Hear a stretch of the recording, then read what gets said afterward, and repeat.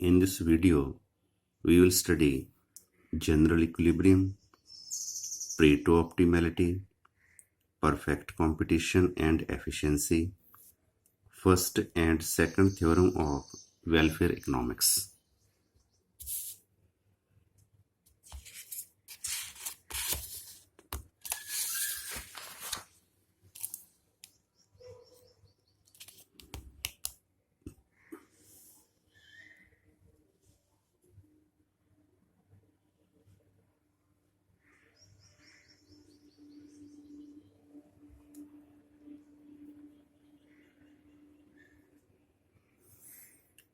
In partial equilibrium analysis, we study the individual units in isolation on the basis of assumption of ceteris paribus.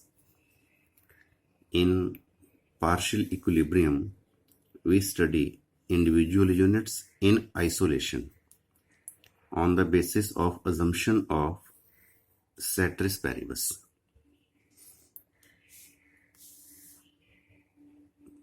Means,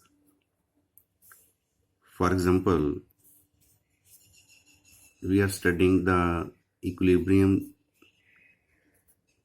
price on the basis of demand for X and supply of X. This is the equilibrium price of X. And this is equilibrium demand and supply of commodity X. In partial equilibrium, we study only about individual unit. Suppose there is increase in the demand for X.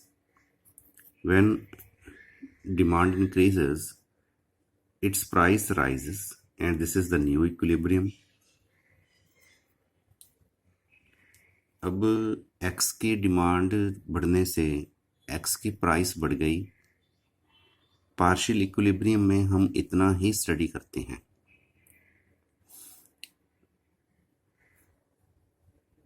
General equilibrium analysis studies interdependence and interconnections that exist among all markets and prices in the economy and attempts to give a complete, explicit and simultaneous answer to the questions of what, how and for whom to produce. Partial के against जो general equilibrium है, general equilibrium में हम जो study करते हैं, for example यहाँ पे देखो, जैसे एक्स की डिमांड बढ़ गई, एक्स की प्राइस बढ़ गई, पार्शियल में ख़त्म हो गया काम. अब जनरल में क्या होगा, जैसे ही एक्स की डिमांड बढ़ेगी, the complementary goods of X, उनकी डिमांड भी बढ़ जाएगी, and the substitute goods of X, उनकी डिमांड कम हो जाएगी. It means the equilibrium in complementary goods of X and in substitute goods of X will also shift. उनमें भी इक्विलिब्रियम शिफ्ट होगा, और उन गुड्स के फिर जो आगे कॉम्प्लीमेंट्री सब्सटीट्यूट होंगे उनमें भी इक्विलिब्रियम शिफ्ट होगा. तो गुड्स मार्केट में ऐसे आगे आगे कनेक्शंस हैं जिनको हम जनरल इक्विलिब्रियम में स्टडी करते हैं. And not only in goods market, जैसे ही एक्स का डिमांड बढ़ेगा तो एक्स को प्रोड्यूस करने वाले जो फैक्टर्स हैं उनकी डिमांड भी बढ़ेगी. एक्स के कॉम्प्लीमेंट्री गुड्स को प्रोड्यूस करने वाले जो फैक्टर हैं उनकी डिमांड बढ़ेगी. एक्स के सब्सटीट्यूट गुड्स के बनाने वाले जो फैक्टर हैं उनकी डिमांड कम होगी. इसलिए फैक्टर मार्केट में भी इक्विलिब्रियम शिफ्ट होगा. तो जैसे ही ये सारी मार्केट्स साइमल्टेनियसली दोबारा इक्विलिब्रियम में आएंगी, उसको हम कहते हैं general equilibrium. It means in general equilibrium we analyse the interdependence and interconnections among all markets. Thus, general equilibrium analysis examines simultaneously the links among all commodity and input markets rather than studying each market in isolation. तो हर एक market को अकेले अकेले अलग अलग, other things remaining same, ये जो assumption है ceteris paribus, ceteris paribus is technical jargon, but it means other things remaining same। तो पार्शियल इक्विलिब्रियम के लिए हम ये अज्यूम कर लेते हैं कि एक्स की डिमांड चेंज हुई, जो बाकी गुड्स हैं, बाकी फैक्टर्स हैं, suppose other things are same, but इसमें हम अदर थिंग्स सेम वाली अजम्पशन नहीं लेते जनरल में। तो एक गुड की डिमांड चेंज होने से जो बाकी गुड्स के ऊपर भी इफेक्ट पड़ेगा, in general equilibrium we study all these markets simultaneously. This is like throwing a rock in a pond and examining the ripples emanating in every direction until the stability of the entire pond is affected. The size of the ripples declines as they move farther and farther away from the point of impact. अब ये जो analysis है, ये analysis general equilibrium analysis, it is like throwing a coin in a pond. Suppose this is a pond, इसमें पानी है, still है, stable है। तो यहाँ पे हमने एक पत्थर फेंक दिया, तो क्या होगा, जो पानी है वो ऐसे ऐसे ऐसे ऐसे डिस्टर्ब हो जाएगा, तो उसमें ऐसे ऐसे ऐसे ऐसे रिपल्स बन जाएंगे। तो जैसे ही ये क्लोज है, इसके जो क्लोज रिपल बनेंगे, ऊपर नीचे वेव्स बनेंगी, वो ज़्यादा बनेंगी। जैसे जैसे हम इसके दूर जाएंगे तो ये वेव्स कम होती जाएंगी, ऐसे।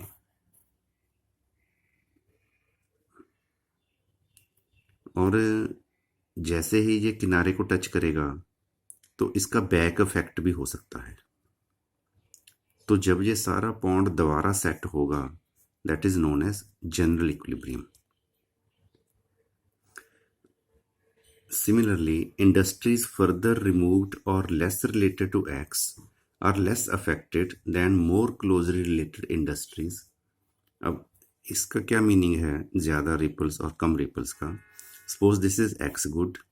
अब एक्स गुड के साथ जिस अदर कमोडिटी का रिलेशन ज़्यादा है, उसके ऊपर इफेक्ट ज़्यादा पड़ेगा। जैसे जैसे कोई गुड एक्स से कम रिलेटेड है, उसके ऊपर एक्स के चेंज होने का इफेक्ट कम पड़ेगा। इसलिए जो एक्स के ज़्यादा रिलेटेड गुड्स हैं या फैक्टर्स हैं, उन मार्केट्स में इक्विलिब्रियम ज़्यादा डिस्टर्ब होगा, और जैसे जैसे गुड्स एक्स से कम रिलेटेड हैं, उनमें मार्केट्स में इक्विलिब्रियम कम डिस्टर्ब होगा। However, there are back effects also, तो इसके बैक इफेक्ट भी हो सकते हैं। This is like the return of the ripples in the pond after reaching the shores. तो जब ये वापस आएगा रिपल्स, ऐसे ऐसे करके इसका इफेक्ट वापस आएगा, तो ये बैक इफेक्ट भी इसका, मतलब ये इंडस्ट्री में जब इक्विलिब्रियम चेंज होंगे, इन मार्केट्स में जब इक्विलिब्रियम चेंज होंगे, तो एक्स के ऊपर भी इफेक्ट डाल सकते हैं। डिपेंड करता है कि कितना ज़्यादा रिलेशनशिप एक्स का इन मार्केट्स के साथ है। By studying general equilibrium, but studying general equilibrium is by it's very nature difficult, time consuming and expensive. तो अगर हम देखें, जनरल इक्विलिब्रियम को स्टडी करना बहुत मुश्किल है, क्योंकि आज अगर हम देखें, देयर आर मिलियन कमोडिटीज़, और बहुत सारी कमोडिटीज़ हैं, फैक्टर्स हैं जो एक दूसरे के ऊपर डिपेंड हैं। तो उन सारी मार्केट्स को दोबारा स्टडी करना, it is difficult, time consuming and expensive. So जो इकोनॉमिस्ट हैं, उन्होंने कोशिश की है जनरल इक्विलिब्रियम बनाने की, but practically it is difficult. First time general equilibrium model was developed by French economist Leon Walras in 1874. सबसे पहले जनरल इक्विलिब्रियम जो दिया था वो दिया था लियोन वॉलरस ने 1874 में. Leon Walras was a French mathematical economist and geologist. He formulated the marginal theory of value and pioneered the development of general equilibrium theory. He was professor at Lausanne School of Economics, University of Lausanne, Switzerland. And modern explanations, तो ये जो दिया था इन्होंने बहुत पहले दिया था.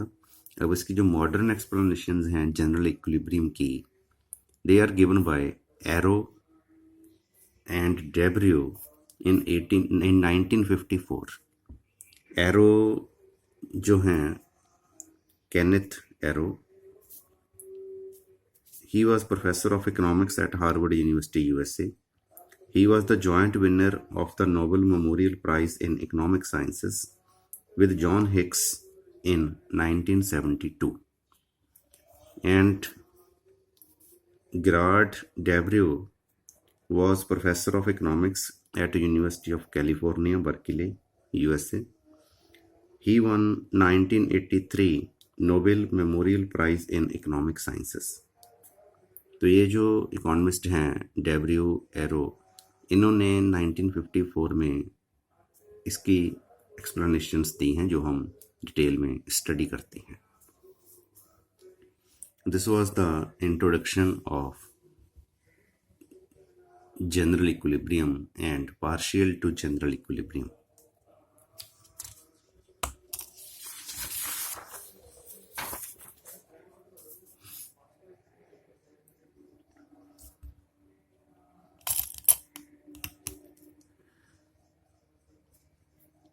For the study of general equilibrium,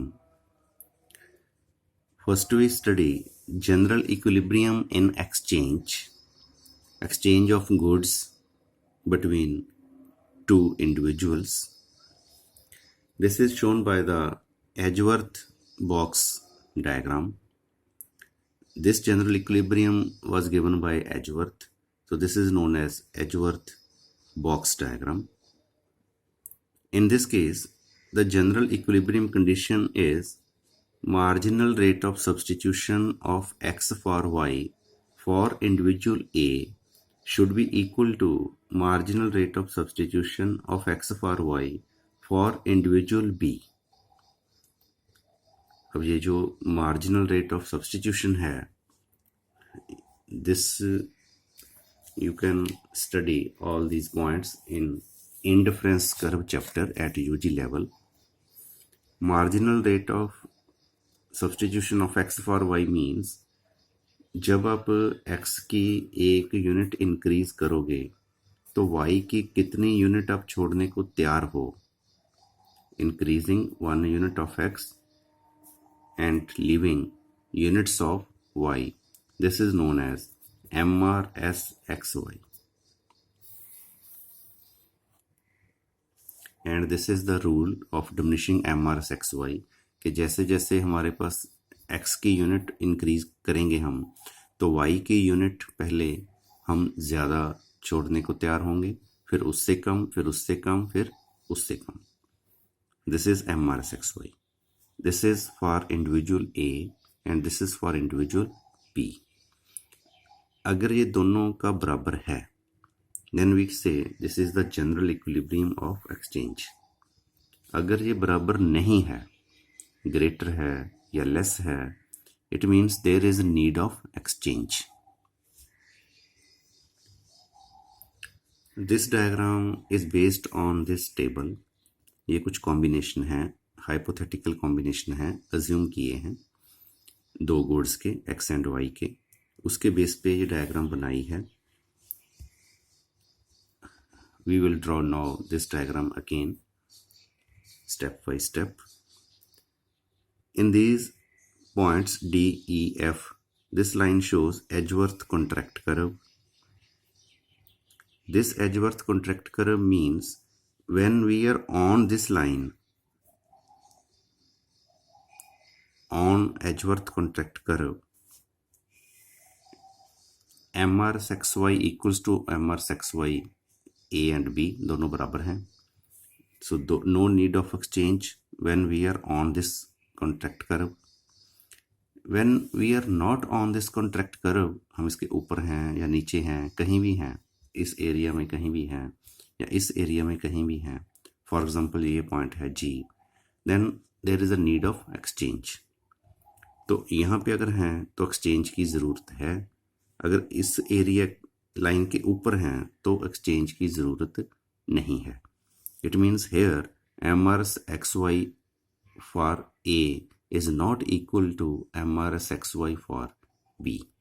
तो इसको एक्सचेंज के साथ जब हम एक्सचेंज करेंगे तो एक्सचेंज के साथ क्या होगा, या तो सारा बेनिफिट एक बी को हो जाएगा, ए को सेम लेवल ऑफ सेटिस्फेक्शन ही रहेगा, या क्या हो सकता है अदर पॉसिबिलिटी कि यहाँ पे एक्सचेंज करने के बाद सारा बेनिफिट ए को मिल जाएगा और बी सेम लेवल पे ही रहेगा. या क्या हो सकता है कि हम डी और एफ के बीच कहीं भी आ सकते हैं लाइक दिस. तो इसमें क्या होगा, जो बेनिफिट है एक्सचेंज का वो दोनों को मिल सकता है without any loss to anyone. तो after exchange one person can be made better off while the other will not be worse off, और both persons can be made better off. इसलिए एक्सचेंज का बेनिफिट होता है जब हम इस line के ऊपर नहीं होते, और you can say off, O double F, when we are off the contract curve in this area और this area, exchange is beneficial. When we are on the contract curve then no need of exchange. तो ये diagram हम दोबारा draw करेंगे on the basis of this table. This is the general equilibrium of exchange.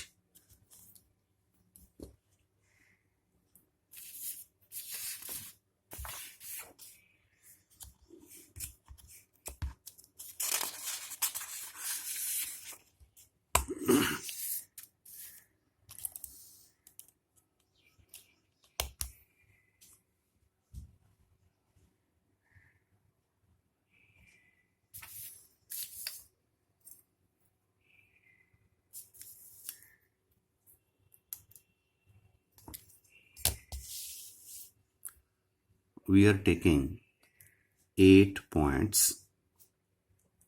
on this graph paper on vertical side. 1 2 3 4 5 6 7 8. This is up to this point.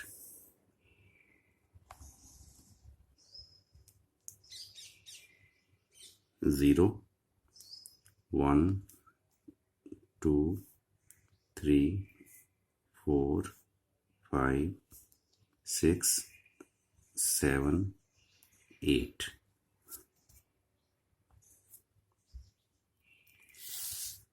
Horizontal side we are taking 10 points.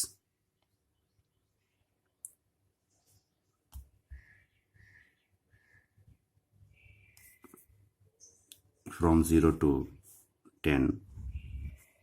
This is 1 2 3 4 5 6 7 8 9 10.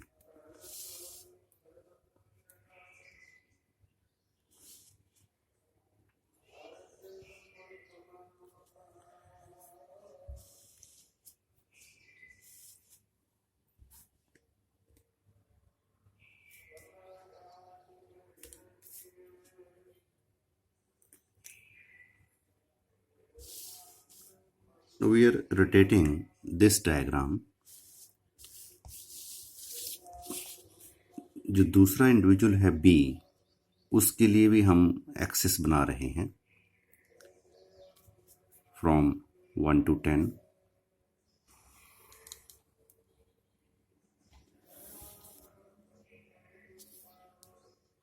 1 2 3 4 5 6 7, 8, 9, 10,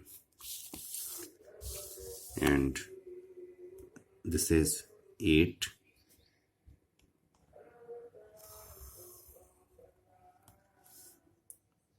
1, 2, 3, 4, 5, 6, 7, and 8.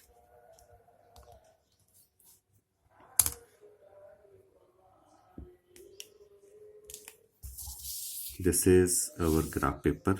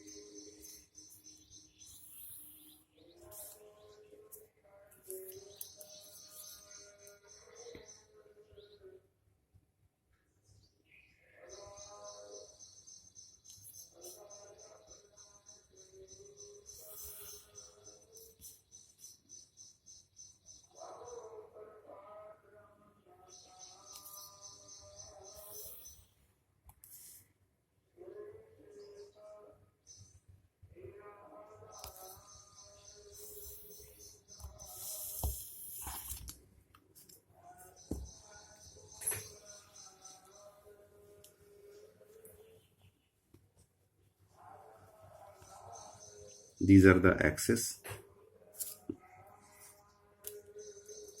This is from the side of, suppose, a individual, origin of individual A, 1, 2, 3, 4, 5, 6, 7, 8, 9, 10. And this is suppose the X commodity. For individual A. And this is the Y commodity. 1, 2, 3, 4, 5, 6, 7, 8. This is Y commodity for individual A. Similarly, we can draw the scale for individual B. Now अगर हम देखें, this is suppose the scale from origin of individual B. तो इसको हमने 180 degree पे घुमा दिया है. जैसे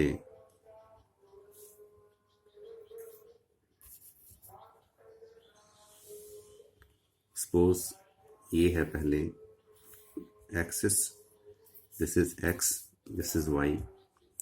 अगर हम इसको 90 डिग्री पर घुमा दें तो ये ऐसे बन जाएगा. Origin, this is X, this is Y. और अगर हम इसको दोबारा फिर 90 डिग्री पे घुमा दें तो ये ऐसे बन जाएगा. This is X, this is Y. तो 180 डिग्री पे घुमाने के बाद ये कर्व ऐसे हो जाएगी. और ये जो 1 2 3 1 2 3 हैं, ये 1 2 3 ऐसे हो जाएंगे और फिर ये ऐसे हो जाएंगे. 1 2 3 एंड 1 2 3। तो फिर हमने क्या किया, first individual and second individual की डायग्राम को दोनों को जोड़ दिया, क्लब कर दिया, तो फिर ये it looks like this.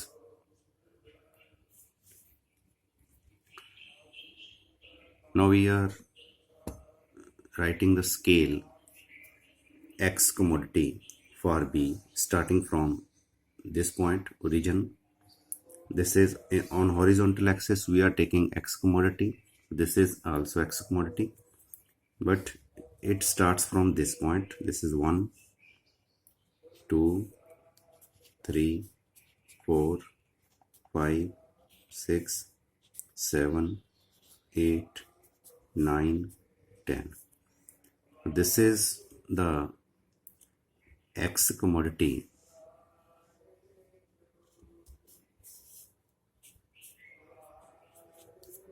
for individual B, and this is the Y commodity for individual B starting from this point 1 2 3 4 5 6 7 and 8. This is Y commodity for individual B. तो जब हम A को देखेंगे तो इस साइड से देखेंगे, और जब B को देखेंगे तो इस साइड से देखेंगे।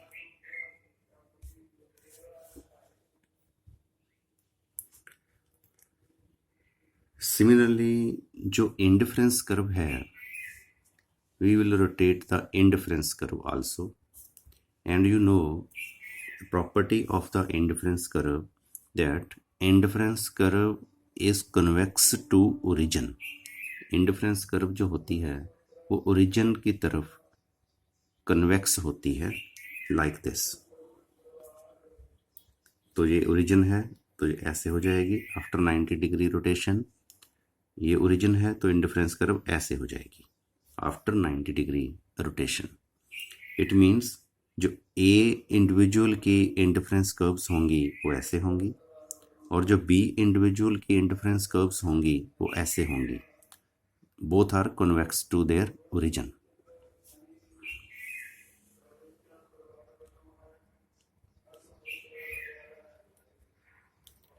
And to make or to draw the similar diagram like this, we are using this table. This is artificial table. हमने वैसे ही कोई कॉम्बिनेशंस लेके बनाया है। जैसे जैसे ये x बढ़ रही है, y कम हो रही है। अब x कम हो रही है, जैसे देखो y बढ़ गया, x बढ़ गया, y x 4 to 6 हो गया, y कम हो गया, x 6 to 8 हो गया, y 3 to 5 हो गया, और ये जो पॉइंट है G, ये हमने ऑफ द कॉन्ट्रैक्ट कर्व लगाया है। We are using same scale, same combinations.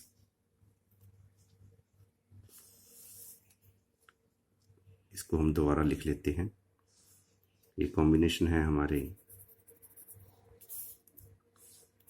D, E, F and G।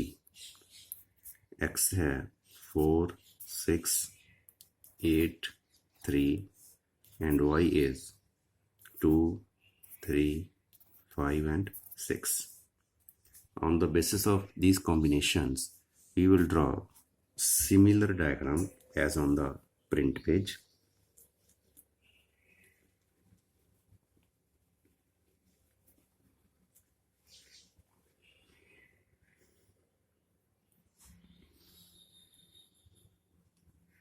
These three combinations are on the contract curve, on the Edgeworth contract curve, and this point is off the Edgeworth contract curve.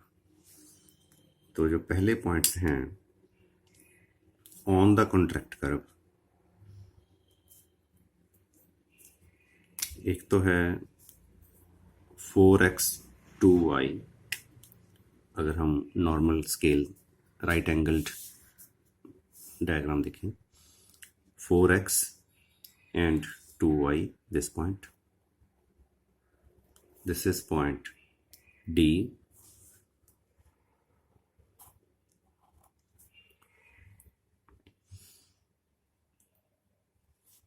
6x 3y, 6x 3y,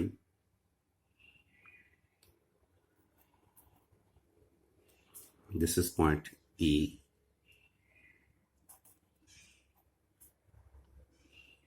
and 8x 5y, 8x 5y,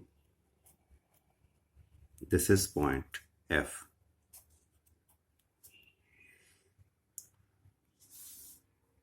diagram को similar बनाने के लिए suppose this is the Edgeworth contract curve, free hand हम इसको बना रहे हैं।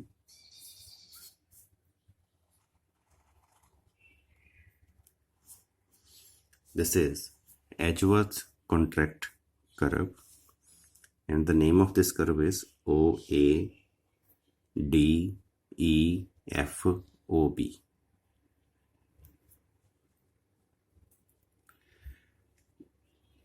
What is the meaning of this Edgeworth contract curve? This Edgeworth contract curve shows that on each and every point of this contract curve, MRS XY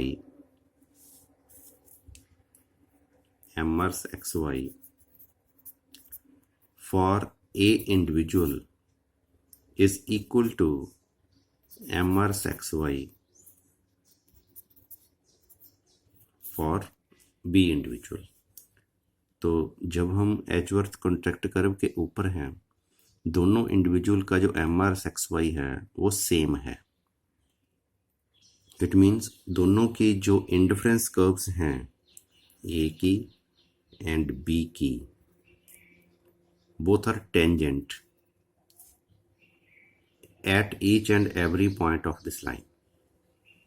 इस line के हर एक point के ऊपर दोनों इंडिविजुअल्स की इंडिफरेंस कर्व्स एक दूसरे से टेंजेंट हैं, लाइक दिस।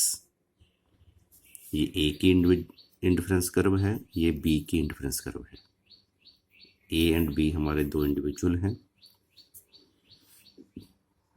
तो ये हमने बनाई नहीं आईसीस, बट ये आईसी बनी हुई है पहले। सपोज टेंजेंट है एक दूसरे से दोनों इंडिविजुअल्स की आईसीस, उस टेंजेंट पॉइंट्स के बेस पे ये एजवर्थ कॉन्ट्रैक्ट कर्व ड्रॉ की हुई है।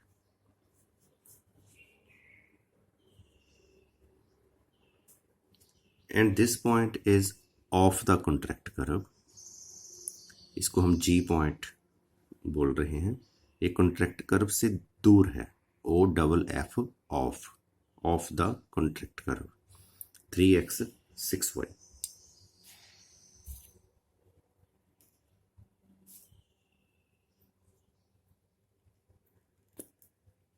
3x 6y, suppose this point, this is point G, ये है point G। Now on the basis of these points, we are drawing now indifference curves for individual A and indifference curves for individual B. The first indifference curve joining G and D, indifference curve for A.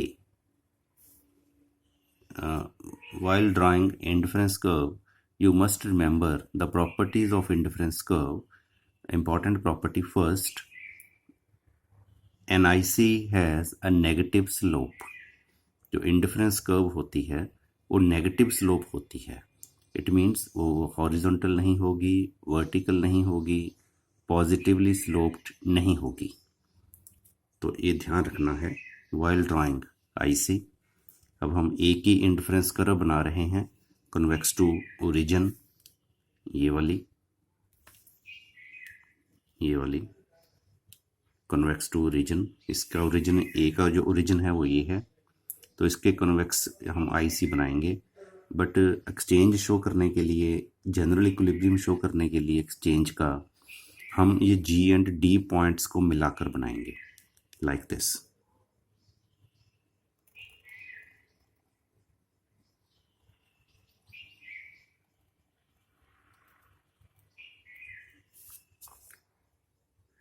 This is the IC1, इसको हम नाम दे रहे हैं A1। A1 means indifference curve for individual 1, इसकी first indifference curve है।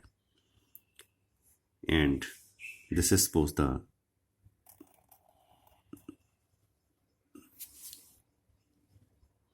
second inference curve of individual A, and here we will draw the third inference curve of individual A.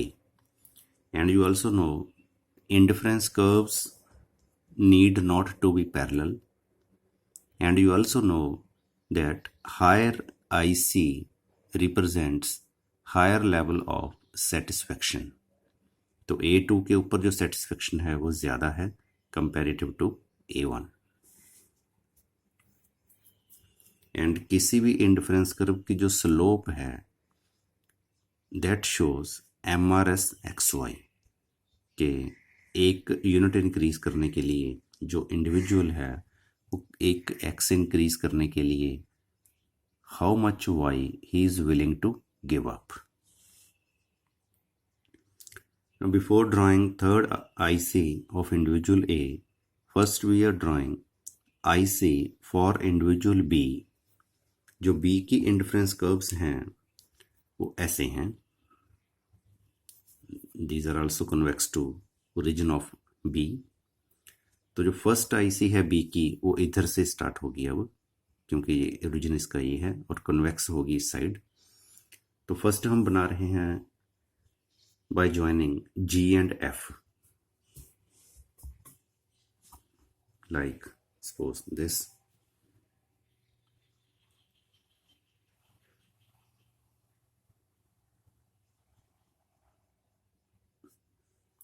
IC has a negative slope, इस बात का ध्यान रखना है कि जो इंडिफरेंस कर्व है वो हर एक पॉइंट पे नेगेटिव स्लोप ही होनी चाहिए।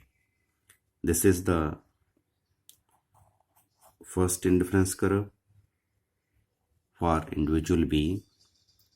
This is the second indifference curve B2 for individual B, and this is the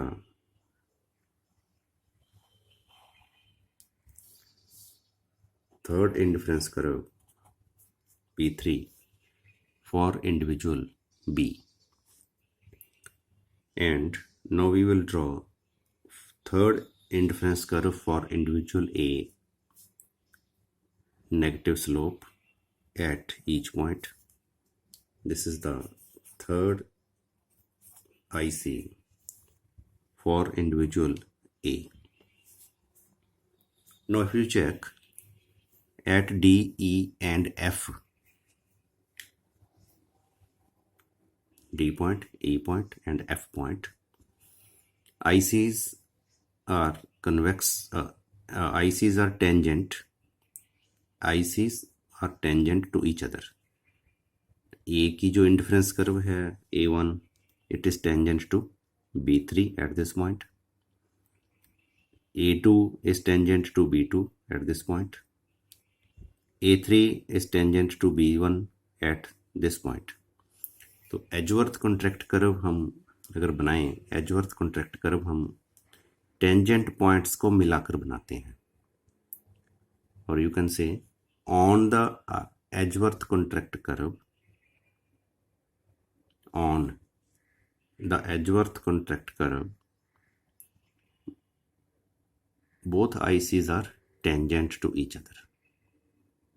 Tangent to each other means at D point, E point, F point, MRS/XY for one individual is equal to MRS/XY for other individual।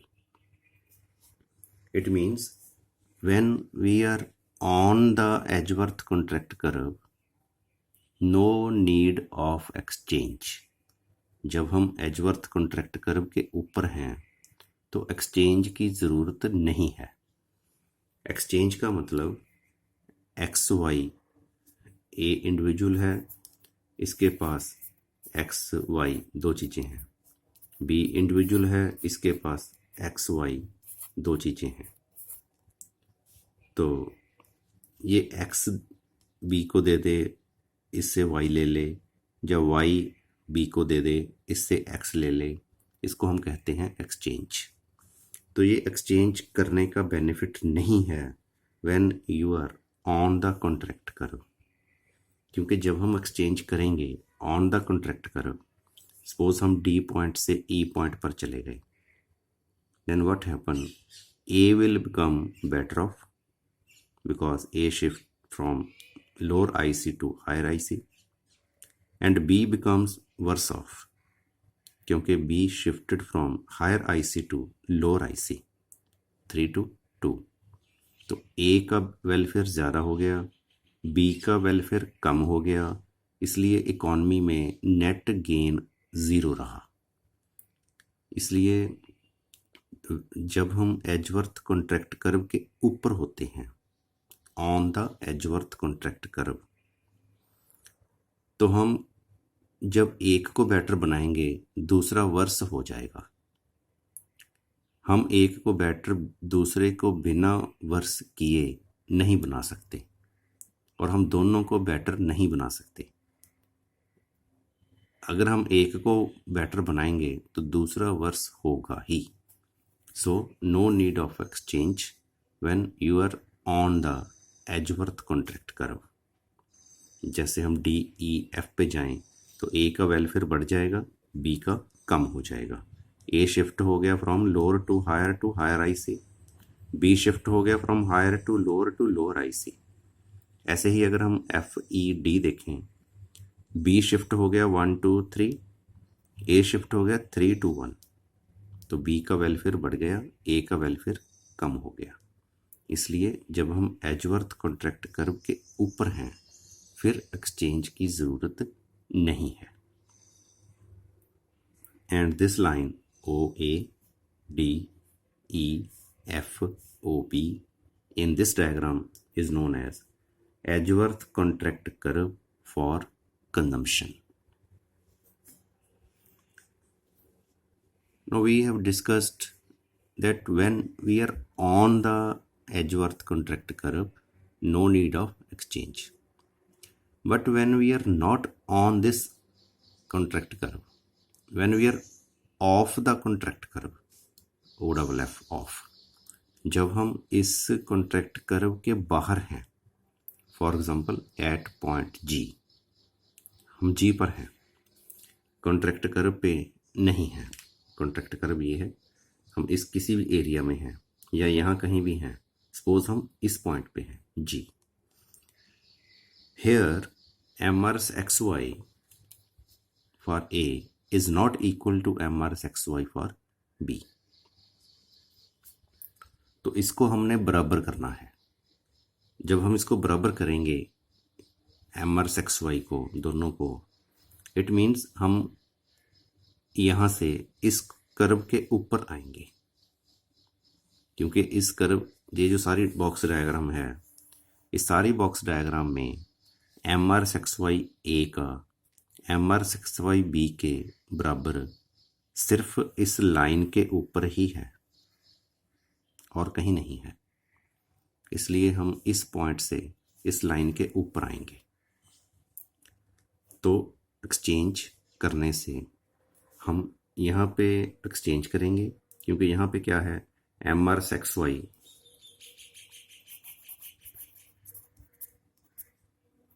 ए का MRS X Y B के बराबर नहीं है, ये बराबर नहीं है। तो ये ग्रेटर है या लेस है, अब हम ये चेक करेंगे।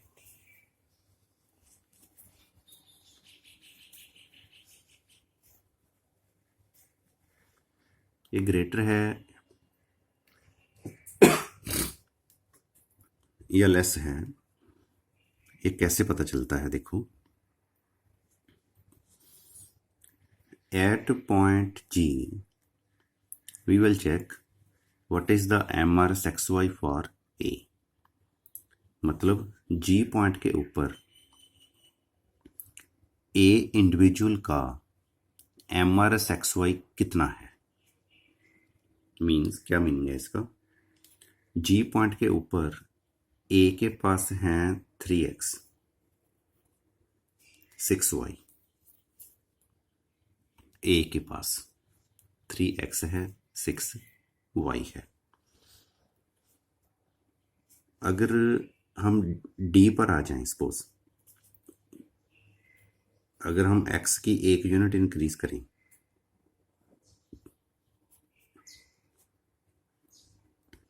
A के पास,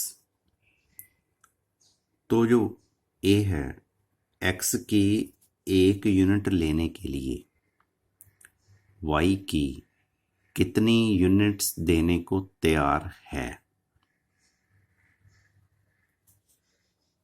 हम यहां से देखें, G पॉइंट से 1 यूनिट बनती है यहां तक, दिस मच, तो यहां पर वो आ जाएगा, इट मीन्स यहां पर आ जाएगा, वो 6 से 2 पे आ जाएगा। This is also the definition of IC। In this case, that IC shows the willingness of giving up Y to acquire one more unit of X। X की 1 यूनिट और लेने के लिए A इंडिविजुअल Y की कितनी units छोड़ने को तैयार है, विलिंगनेस। अब A इंडिविजुअल X की 1 यूनिट के लिए, अब देखो X की 1 यूनिट लेने के लिए Y की यहां से लेके यहां तक 1 2 3 4 यूनिट्स छोड़ने को तैयार है। मतलब आप ये सोचो कि जो A इंडिविजुअल है वो मार्केट जा रहा है 1 X लेने के लिए 4Y लेकर जा रहा है, मतलब 4Y देने को तैयार है 1 X लेने के लिए।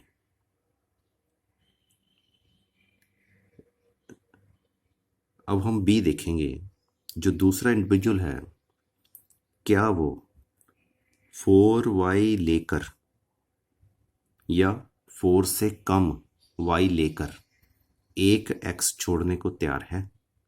1 X दे देगा B, क्योंकि अगर B दे देगा 1 X 4Y लेकर या 4 से कम Y लेकर, only then exchange is possible, otherwise exchange is not possible. अब देखो दोबारा सुनो, जो A इंडिविजुअल है, A इंडिविजुअल 1 X के लिए 4Y देने को तैयार है। 4 रुपए लगा लो कि हम 4 रुपीज़ की 1 X लेने को तैयार हैं। अगर X मार्केट में 4 रुपीज़ की मिल रही हो या 4 से कम रुपीज़ की मिल रही हो, फिर तो हम X ले लेंगे आराम से। अगर X मार्केट में 4 रुपीज़ से ज़्यादा प्राइस की मिल रही है, मान लो 5 रुपीज़ की मिल रही है, 6 रुपीज़ की मिल रही है, then we can not buy X, फिर एक्सचेंज नहीं होगा। सो हम अब B चेक करेंगे कि वो 1 X कितनी Y लेकर छोड़ने को तैयार है। वो कैसे पता चलेगा? देखो, एट पॉइंट G जो B है, B के पास X है 7 और B के पास Y है 2।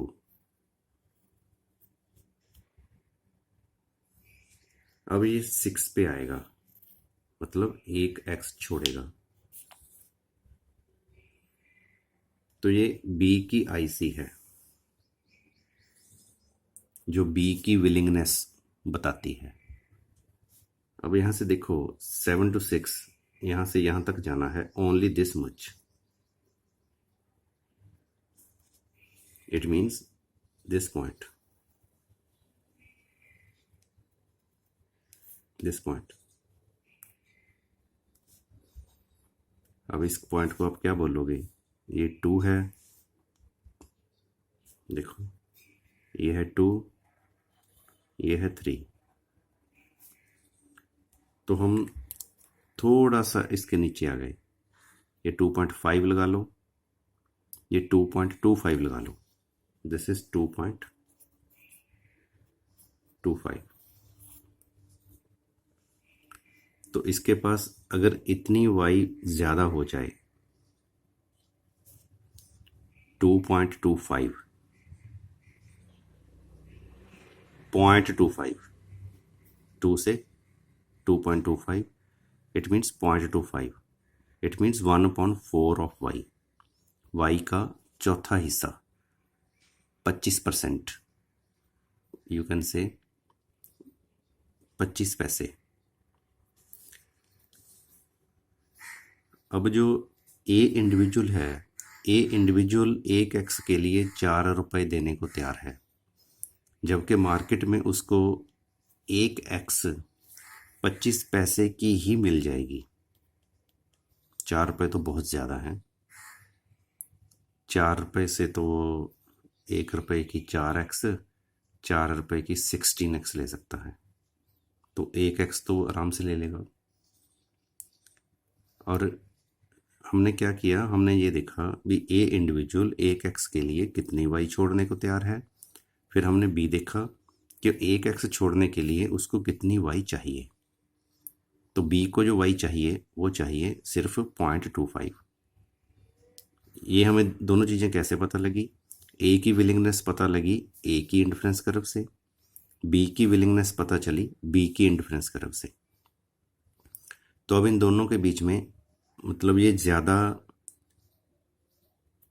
वाई देने को तैयार है, उसको इतनी वाई नहीं चाहिए, इट मीन्स ये ग्रेटर है, this is greater for A and then B, क्योंकि ये वाई छोड़ने को तैयार है 4, वो वाई लेने को तैयार, एक्स छोड़ वाई लेने को तैयार है ओनली 0.25। तो अब जो ग्रेटर है इसको कम करना है, कम करने के लिए जो ए इंडिविजुअल है इसके पास एक्स बढ़ा दो, वाई कम कर दो, क्योंकि जैसे ही इसके पास एक्स बढ़ेगी तो एम आर एक्स वाई कम हो जाएगा। ये law of diminishing M R X Y का रूल है, you can study this rule in graduation book indifference curve chapter, उसमें आप इसको डिटेल में पढ़ सकते हो कि जैसे जैसे एक्स बढ़ती जाती है, Y initially individual is willing to give up more units of y, then less units of y, then less units of y, ऐसे जैसे जैसे x बढ़ती है इंडिविजुअल के पास, तो पहले वो y की ज़्यादा यूनिट छोड़ने को तैयार होता है, फिर उससे कम, फिर उससे कम, फिर उससे कम। इसको हम कहते हैं कि M R X Y fall करता है, जैसे जैसे x बढ़ेगी y कम होगी। तो इसके पास x बढ़ जाएगी और y कम हो जाएगी। अब ये जी पॉइंट पे एक्सचेंज करेंगे, एक्सचेंज करके इट मीन्स हमने ये देखा कि एक्सचेंज का बेनिफिट है और एक्स बढ़ानी चाहिए, ए को बढ़ानी चाहिए, मतलब 3 से राइट जाना चाहिए। अब 3 से जब ये राइट जाएंगे, जी से जब ये राइट जाएंगे, तो ये एफ के ऊपर भी आ सकते हैं, ई के ऊपर भी आ सकते हैं, डी के ऊपर भी आ सकते हैं। In all cases exchange is beneficial, कहीं भी आए एक्सचेंज का बेनिफिट है। देखो कैसे, suppose after exchange they are moving from G to D point, A is on the same IC A1, Different points on the same IC show same level of satisfaction. इसलिए जो A है neither better off nor worse off. A को ना फायदा हुआ ना नुकसान हुआ. एंड जब ये G से D पे आए देन इंडिविजुअल B पहले वो था B1 के ऊपर, अब यहाँ पर वो आ गया B3 के ऊपर. Higher IC represents higher satisfaction. It means जो एक्सचेंज का सारा बेनिफिट है वो हो गया B को, A को कोई लॉस नहीं. इट मीन्स सोसाइटी में ओवरऑल अगर हम देखें तो बेनिफिट हो गया. If they move from this point two F point, B is on the same IC, no better off, no worse off. A shifts from A1 to A3, तो सारा जो बेनिफिट है एक्सचेंज का वो A को हो गया. And if they move from this point two this point E, A1 से A2 पे आ गए, B1 से B2 पे आ गए, तो एक्सचेंज का बेनिफिट दोनों को हो गया. what we want to say that when we are off the contract curve, then exchange is beneficial either to one individual or to both individual. जब हम एजवर्थ कॉन्ट्रैक्ट कर्व से बाहर हैं तो एक्सचेंज का फायदा है. And once we are on the contract curve, no need of exchange. This is the general equilibrium of exchange. We explained this through Edgeworth contract curve, and this curve is known as Edgeworth contract curve for consumption. For the remaining part of